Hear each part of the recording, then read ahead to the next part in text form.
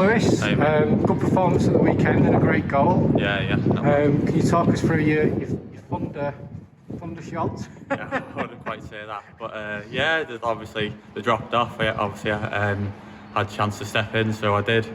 Obviously, without little Tommy in there, they obviously helped me out with the 1-2, and then I just thought I've just got to take the shot, and I did, and obviously, thankfully, it went in. Yeah.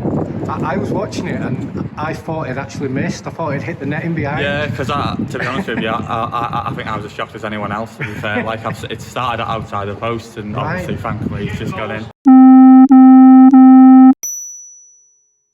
There you go. Yeah, that's what I think. You and Christian have formed a really good partnership at the back this season. Yeah. I think we've only conceded 6 goals. Yeah.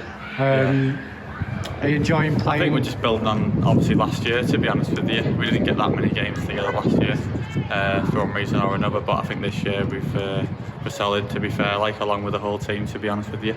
Obviously it starts from the front, obviously the teamwork, etc. But in terms of a defensive unit, I think we're pretty solid this year. Yeah.